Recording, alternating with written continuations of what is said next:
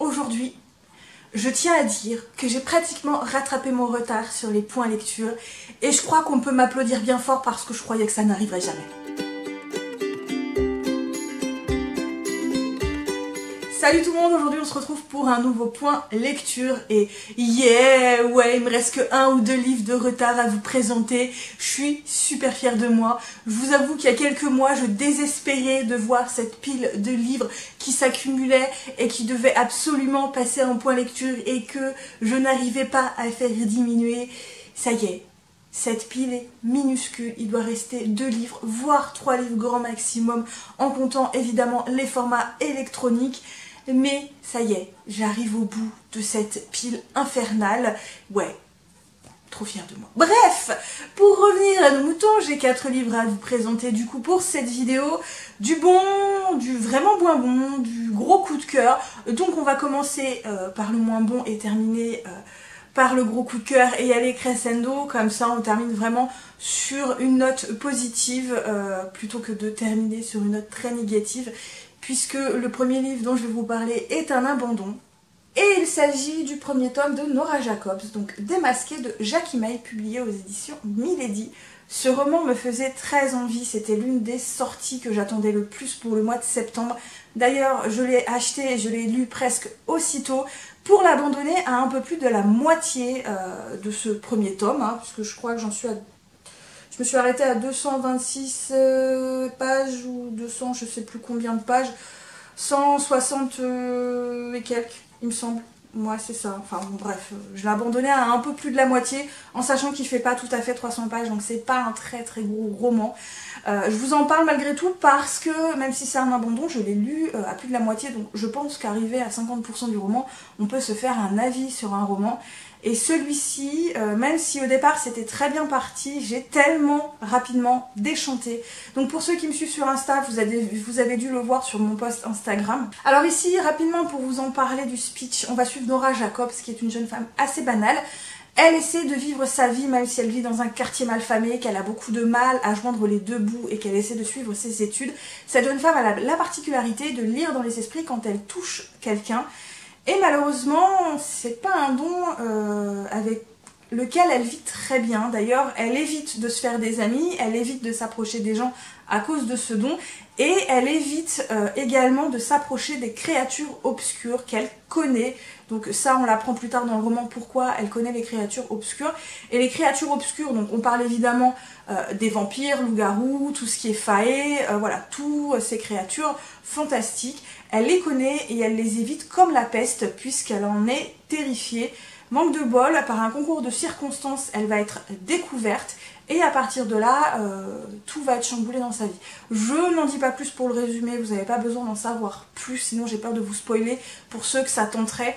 Alors, si au départ, c'était plutôt bien parti, j'ai plutôt bien aimé la plume, même si elle est assez banale, elle n'a rien de particulier. C'est une lecture qui est très fluide, donc ça se lit très vite. Il n'y a pas de prise de tête dans cette lecture. Sauf que l'évolution du personnage principal et de l'intrigue et des personnages secondaires m'a juste complètement what the fuck. Voilà, c'est les mots qui me sont venus à l'esprit, c'est what the fuck. Voilà, clairement. On va suivre Nora Jacobs. Dès le départ, on apprend que Nora Jacobs est une jeune femme qui n'est pas sûre d'elle, qui est effrayée un peu quand même par le monde autour d'elle et par les dangers qu'il y a autour d'elle puisqu'elle connaît les dangers. On sait que c'est une jeune femme qui a eu une enfance très compliquée, qui a été dans plusieurs familles d'accueil et qui a été très maltraitée dans ces familles d'accueil. On apprend rapidement que ses parents biologiques, il s'est passé quelque chose avec ses parents biologiques, donc elle est très traumatisée. Bref, elle a eu une enfance extrêmement compliquée, mais elle connaît les travers des gens, elle connaît le côté obscur un peu des gens, et elle en est assez effrayée. Mais à partir du moment où elle va être découverte, où tout son monde va être chamboulé, on va avoir une espèce de changement de personnalité en l'espace de 24 heures, 48 heures, que je n'ai pas du tout apprécié. On passe d'une jeune femme qui a peur des gens, qui est peu confiante en elle-même, qui a peur des autres et qui a peur de pratiquement même elle-même et de son don, à quelqu'un qui se fait ami-ami, facile avec les vampires, les loups-garous et tout le tintouin en 24 heures. Hein. N'oublions pas que quelques heures plus tard, ces gens la terrifiaient. Voilà, donc elle arrive à passer outre en espèce de 24 heures. Ce que je n'ai pas non plus aimé, c'est que tous les autres personnages qu'on va rencontrer, qui la plupart du temps sont des mecs, évidemment, et tous beaux gosses, pour la plupart, je dis pas tous, vont tous vouloir la protéger. Voilà, ils la prennent tous un peu sur leur aile. On a un troll qui, en l'espace de 48 heures, va vouloir l'héberger chez lui, devenir un peu sa colocataire, et lui achète clairement une voiture. En 48 heures, il ne la connaît pas quand même, mais non. Voilà. Enfin, ces trucs-là, c'est juste pas cohérent, et moi, ça m'a juste tapé sur le système, ce qui fait que l'intrigue de fond qui se développe dans ce tout premier tome, en tout cas l'intrigue de ce premier tome, ça passe à l'as la moitié du roman. Hein, voilà, on va en parler un peu, on va savoir pourquoi ils veulent qu'elle les aide, ok, on peut le comprendre, mais ça passe clairement à l'as par rapport à cette jeune fille qui finalement, elle se fait des poteaux comme ça, à gauche, à droite, elle s'intègre hyper facilement dans le monde obscur, personne ne s'inquiète de savoir ce qu'elle est exactement, et tout le monde l'intègre. Voilà, j'ai pas compris, je trouve pas ça cohérent, j'ai eu la sensation par moment d'avoir un Marissou, voilà. Et au bout d'un moment, arrivé à la moitié, je me suis dit, mais pourquoi je me fais du mal? Pourquoi je me fais du mal? Je n'apprécie pas cette lecture, donc je vais arrêter. Voilà, et du coup, arrivé à la moitié de cette lecture, je me suis arrêtée, parce que, j'y arrivais plus, quoi. Je continue par le premier tome, Les détectives du Yorkshire. Donc, Rendez-vous avec le crime de Julia Chapman. C'est chez Robert Laffont dans leur collection La Bête Noire. Et ça a été une plutôt bonne lecture, même si c'est pas mon coup de cœur. C'est presque un roman feel good pour moi. J'ai déjà vu passer sur les chaînes ce roman. Ça a été plutôt bien apprécié. Les critiques sont bonnes, donc... Voilà, j'y suis allée un peu comme ça à l'arrache en me disant ça va sortir un peu de ma zone de confort, on verra bien. Et puis j'avoue que j'aime beaucoup la couverture, qui a des couleurs vraiment très très attrayantes. Donc ici on est dans le Yorkshire et on va suivre des lilas. Des lilas vivent dans une communauté un peu village où tout le monde connaît tout le monde. Des lilas a divorcé et elle a une agence de design web et elle a également ouvert un site de rencontres. Malheureusement, elle a du mal à joindre les deux bouts, elle est vraiment dans le rouge, elle a vraiment du mal à sortir du rouge et du coup pour essayer de renflouer un peu ses caisses, elle va louer le rez-de-chaussée de ses bureaux pour essayer de renflouer ses caisses. La personne qui va louer le rez-de-chaussée de son bureau, c'est Samson O'Brien, il me semble. Oui, c'est ça, Samson O'Brien, qui est un enfant du pays également, mais qui est parti il y a des années pour revenir là, maintenant. Sauf que son retour ne plaît pas à grand monde. Comble de l'ironie, il va ouvrir une agence de détective qui va avoir les mêmes initiales que l'agence de rencontre que Delilah. Et à peine ouvert, une maman donc, qui a perdu son fils dans le coin va lui demander d'enquêter sur la mort de son fils, qui paraît complètement suspecte pour cette mère. Je vous en dis pas plus, mais je vous assure que ça a été une très très bonne lecture. Alors, ce que j'ai particulièrement aimé dans ce roman, déjà c'est l'ambiance. On est donc dans le Yorkshire, c'est un endroit où il y a beaucoup de fermes, où c'est très vallonné, où il y a une population qui se connaît en fait, plus ou moins, tout le monde se connaît plus ou moins, on a le droit à des ragots, donc on a vraiment cette ambiance de petit village, de ferme avec ses moutons, d'endroits vallonnés, brumeux, pluvieux, ce qui fait qu'on est très vite mis dans cette ambiance, dans cet endroit, dans ce lieu du Yorkshire, et on est très vite immergé là-dedans, et ça j'ai adoré. Ensuite, on a les personnages secondaires qui sont juste totalement jouissifs. À eux seuls, ils font vraiment une grosse partie du roman. Ils s'intègrent vraiment bien dans le roman, dans l'intrigue et avec les personnages principaux. Et je dois vous dire que mes chouchous sont quand même les personnes âgées qui vivent dans la résidence pour personnes âgées, qui sont juste absolument merveilleusement bons. Voilà, ils sont trop bons, ils sont très loufoques, ils sont géniaux, on les voit pas beaucoup, mais alors quand on les voit, on ne peut que sourire et rire devant leurs commentaires, leur façon de vivre. C'est vraiment génial. Les personnages secondaires, je les ai adorés parce qu'ils rajoutent vraiment à l'ambiance du Yorkshire, mais également à l'ambiance des petites communautés où tout le monde connaît tout le monde, où c'est vrai, les gens ont tendance à juger assez vite quand il se passe quelque chose. et ça a été le cas pour Samson. Je vous en dis pas plus là-dessus. Donc Samson et Delilah vont finir par un peu s'acoquiner pour mener l'enquête. Et c'est pareil, je trouvais que c'était vraiment bien foutu parce que ça ne va pas se faire d'un coup. Ça va venir petit à petit au fur et à mesure que l'enquête avance. Une enquête d'ailleurs que j'ai beaucoup appréciée parce que l'enquête, je n'ai pas trouvé qui était le coupable avant que Samson et Delilah le découvrent eux-mêmes. Donc voilà, ça déjà j'ai trouvé que c'était plutôt fun. Donc l'enquête est assez lente finalement, cette intrigue est assez lente. Mais en même temps ça colle tellement bien à l'ambiance, ça colle tellement bien au personnage, ça colle tellement bien à l'ensemble que ouais, j'ai passé vraiment un très bon moment avec les personnages, qu'ils soient secondaires ou principaux, avec l'ambiance générale de ce roman. J'ai hâte de lire le tome 2 parce qu'on passe vraiment un très bon moment. Je continue du coup par ce roman en atome. Il s'agit de Chevauche-Brume de Thibault Latil-Nicolas, publié aux éditions Nemos. À savoir que les éditions Nemos font partie de la maison Actu-SF, une maison que je surkiffe, hein, clairement, voilà.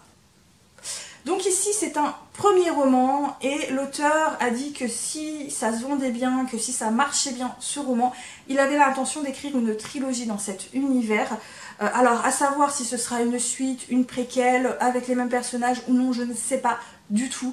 Mais moi quand je suis arrivée à la fin de ce roman, je me suis dit ah ouais, soit l'auteur en a trop dit dans ce roman-là, soit pas assez, parce que clairement il peut en faire des choses hein, dans cet univers.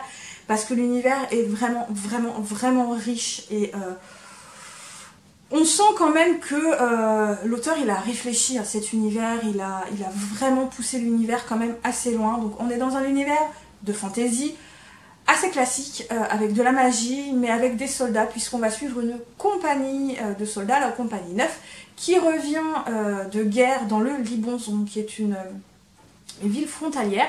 Donc ils reviennent, eux, en espérant se reposer, voire avoir des promotions pour certains. Manque de bol, le roi va les envoyer tout de suite en mission à Crevet, donc qui est protéger Crevet, et pour certains également aller plus loin que Crevet et aller dans la brume. De cette brume qui a toujours été là depuis tout le temps, qui, voilà, elle a toujours été là. Il en sort des créatures absolument monstrueuses, immondes, dégueulasses, de plus en plus énormes, de plus en plus violentes, et qui ne pensent qu'à une chose, bulotter tout ce qui passe sur leur passage, de préférence des humains. Voilà. Je vous en dis pas plus pour le résumer. Si vous ne voulez vraiment pas trop en connaître, ne lisez pas la 4e de couverture, parce qu'en fait la 4e de couverture vous raconte quand même les 3/4 du roman. Donc ne lisez pas si vous voulez vraiment vous faire un avis. Alors, on a le droit à des combats ultra intenses. Ça, j'ai trouvé que c'était génial parce que ça se passe sur plusieurs pages. C'est vraiment une compagnie de soldats, donc c'est très structuré quand il y a des combats, c'est très hiérarchisé et c'est vraiment bien foutu. Ce sont des personnages en plus qui ont tous plus ou moins leur caractère, qui sont plus ou moins soit des voleurs, des mercenaires. Enfin bon bref, ce sont pas des nobles ni des bourgeois, hein, la plupart, clairement. De toute façon, vu ce qu'ils font, je pense pas que des bourgeois ou des nobles y survivraient, clairement.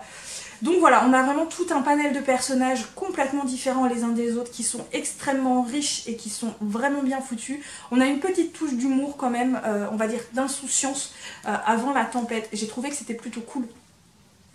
On a un univers quand même qui se développe petit à petit et on en apprend de plus en plus dans ce roman sur cet univers. Ça, j'ai vraiment adoré. J'adorais avoir une préquelle sur cet univers parce qu'on apprend des trucs dans ce roman qui, je me suis dit, mais mon Dieu, en fait, j'aimerais trop savoir ce qui s'est passé avant, en fait, mais vraiment dans le détail. Ouais, vraiment, j'aurais adoré parce que c'était vraiment cool. Le système de magie... on va nous en apprendre un peu plus au fur et à mesure et on apprend des trucs sur le système de magie auxquels je ne m'attendais pas, donc c'est assez original.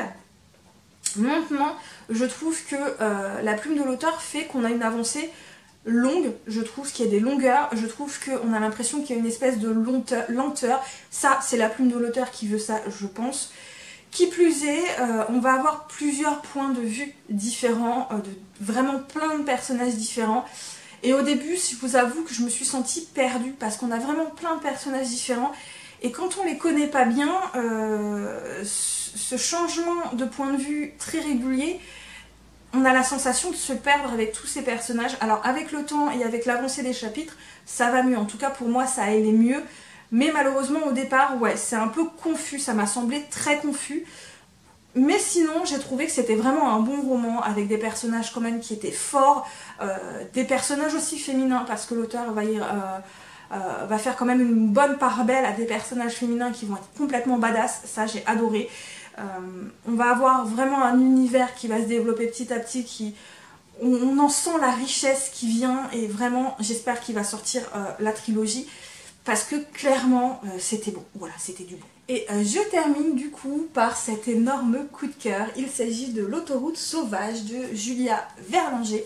C'est donc un intégral qui comporte la trilogie complète. Il s'agit de L'autoroute sauvage, La mort en bille et L'île brûlée. Et avec des nouvelles dans cet univers en bonus à la fin. À savoir que c'est quand même un roman qui est pas récent, hein, parce qu'il est sorti pour le premier tome en 76 et le dernier en 79. Donc ce premier tome, je l'ai lu assez vite, voilà, et j'avais énormément aimé. Ça avait déjà été vraiment bon, un vrai bon coup de cœur déjà pour le premier tome. Mais comme c'était du post-apo et que c'était quand même assez violent, on va pas se mentir, j'avais pas envie de rester dans du post-apo et du coup je me suis dit bon bah je vais passer à autre chose, je lirai la suite plus tard. Sauf que je n'arrêtais pas de revenir sur ce roman et à un moment j'ai craqué, je me suis dit vas-y reprends-le, termine-le et je l'ai bouffé en une semaine de temps. Donc ouais, en gros on va dire que je l'ai avalé en une semaine et demie. En tout, les 3 tomes. À savoir que c'est quand même écrit assez petit, hein, donc c'est des pages assez fines, donc il y avait de quoi faire, mais je l'ai bouffé tellement j'ai aimé ce roman, tellement j'ai aimé cette trilogie, même si j'avoue un petit bémol pour le dernier tome, parce que le dernier tome on a vraiment un contexte différent et un univers un peu plus différent, puisque ça se passe pas au même endroit, mais c'était tellement bon. Ici on va suivre Gérard. Gérard vit en France, dans un monde vraiment post-apocalyptique. On sait qu'il y a eu une espèce de guerre chimique internationale, clairement, une espèce de guerre mondiale. Et ça a tué beaucoup de gens, notamment également ceux qui ont lancé ces armes chimiques. Ça s'est retourné contre eux. Mais on ne sait pas plus en fait, on n'en sait vraiment pas plus là-dessus. L'auteur va pas s'attarder sur ce sujet-là, puisque Gérard, lui, le personnage qu'on suit, il est né après cette catastrophe et il a grandi après cette catastrophe. Il est né juste après, ou vraiment à la fin de cette catastrophe, donc la civilisation s'est effondrée. Et Gérard, lui, donc, est sur l'autoroute depuis toujours. Il descend dans le sud en hiver et remonte dans le nord en été, voilà, en passant par ce qu'il reste des autoroutes. Un jour, il va rencontrer un groupe qui vont vouloir le buter et le boulotter. Et lui va réussir à les tuer avant, et il va donc sauver une jeune fille qui s'appelle Annie, qui se trouvait dans le groupe, qui va le suivre et qui va lui demander d'aller à Paris pour récupérer un dossier bien particulier. Sauf que Paris, en fait, il y fait pas bon vivre. Notamment dans les grandes villes, en fait, en France, ouais, c'est encore plus dangereux d'aller dans les grandes villes que de se balader en campagne. Voilà, je vous en dis pas plus, c'est vraiment le résumé de base du premier tome, je vous dis pas plus pour la suite non plus.